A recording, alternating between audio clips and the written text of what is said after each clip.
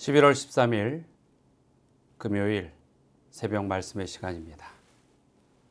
오늘이 지나면 또 우리에게 안식일이 다가옵니다. 우리 사랑하는 성도 여러분, 정말 마음으로 고대하며 주님의 날을 맞이하는 우리 모든 성도님들의 생애가 되시기를 간절히 기원합니다. 오늘 우리는 사도행전 22장과 23장 잊지 마시고 통독범위이니 꼭 통독해 주시기를 바랍니다. 자, 오늘은 사명과 선교에 대한 세 번째 시간으로 고린도전서 9장 16절의 말씀을 먼저 살펴볼까 합니다. 자, 고린도전서 9장 16절에 보면 내가 복음을 전할지라도 자랑할 것이 없음은 내가 부득불 할 일임이라.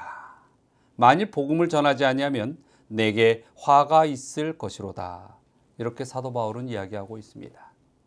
복음을 전한다는 것, 그것은 자랑할 일이 아니라는 것입니다. 가장 기본적으로 당연히 해야 할 일이라고 사도 바울은 우리에게 이야기하고 있는 것입니다. 오히려 우리가 복음을 전하지 않냐면 우리의 이 믿음의 생애는 화를 입을 것이다 라고 경고하고 있는 것입니다. 어제 우리는 아침의 말씀 가운데서 분명히 이 복음 전파, 선교는 우리의 품성 훈련을 하는 것이다 라는 말씀을 함께 나누었습니다. 사도 바울은 그 기별의 연장선상에서 오늘의 이 말씀 또한 주는 것입니다. 참으로 우리가 복음을 전하지 않는다면 우리의 품성은 하나님을 믿으면서도 여전히 이기적이고 교만하고 또 죄의 속성을 가지고 살아갈 수밖에 없다라는 것입니다. 그래서 우리가 온전히 이 복음을 전하는 것, 그것은 자랑할 것이 아니라 오히려 나에게 더 큰 이득을 가져다주는 그러한 일이라고 이야기하는 것이죠. 요한일서 4장 13절에 보면 그의 성령을 우리에게 주심으로 우리가 그 안에 거하고 그가 우리 안에 거하시는 줄을 아느니라. 이렇게 말씀하고 있습니다.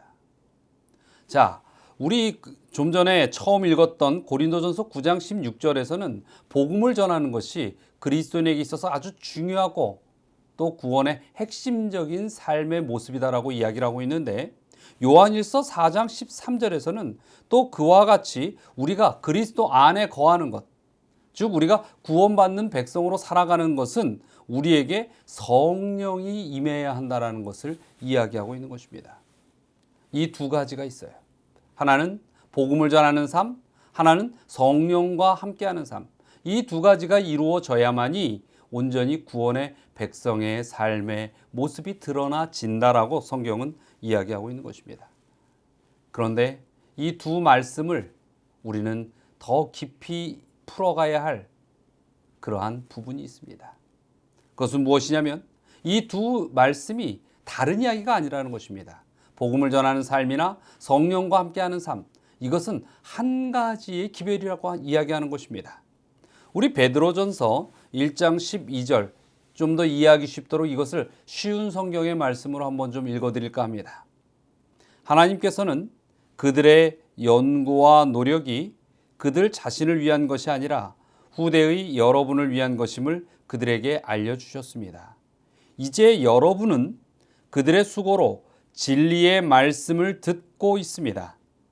하늘로부터 보내심을 받은 성령의 도우심으로 복된 소식을 전하는 사람들이 이 기쁜 소식을 여러분에게 전해준 것입니다. 이 놀라운 진리의 말씀은 천사들까지도 알기 원하는 것이었습니다. 자, 여기에서 진리의 말씀이 나옵니다. 그것은 바로 예수 그리스도께서 십자가로 모든 죄를 대속하셨고 그것을 믿는 자들에게 있어서는 온전히 구원이 주어진다는 그러한 복음이죠. 생명의 기별인 것입니다.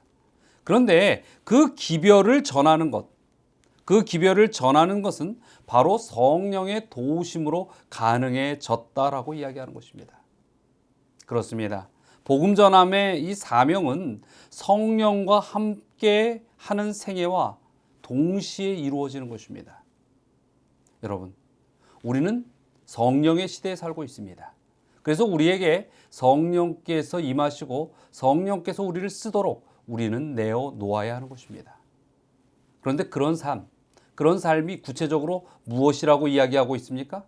예, 그렇습니다. 복음을 전하는 자들의 삶이 바로 성령께 붙들리고 쓰임받는 삶이라는 것입니다. 여러분, 이 얼마나 좋습니까? 한 번에 우리 구원의 삶의 두 가지의 모습을 다 드러낼 수 있는 것입니다. 우리가 누군가를 위하여 중보기도를 하고 누군가에게 복음을 전할 때에 그 순간 우리는 성령에게 쓰임받는 삶을 사는 것입니다. 이 성령의 시대에 어울리는 그러한 성도의 삶을 우리가 살아갈 수 있다는 것이죠. 다시 말하면 우리가 복음을 전할 때에 성령께서는 그것을 가장 기뻐하시는 일로 여기시고 우리에게 임하시고 우리와 함께 연합하여 활동하신다는 것입니다.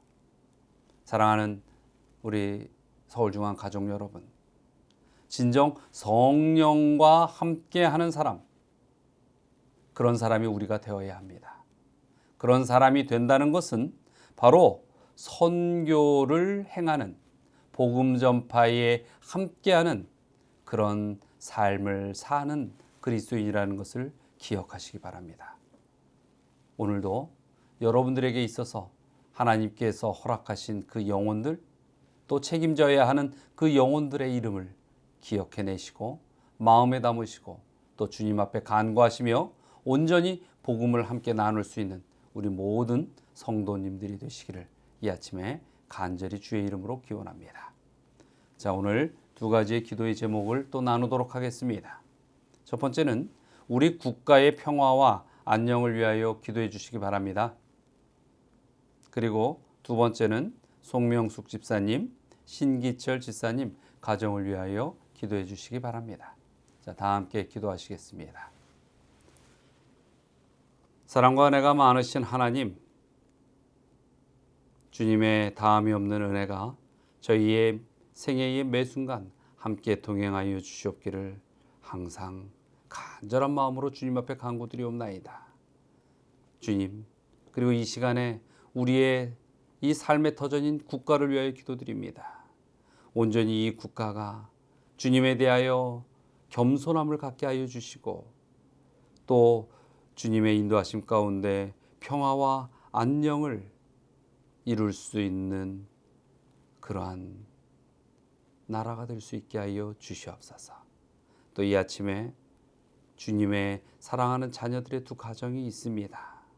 우리 송명숙 집사님과 신기철 집사님, 그 두 가정을 기억하여 주시고 매 순간의 삶에 주님 앞에 항상 기도함으로 나아올 수 있게 하여 주시고 헌신함으로 주님께 영광을 돌릴 수 있는 가정이 되게 하여 주시옵소서.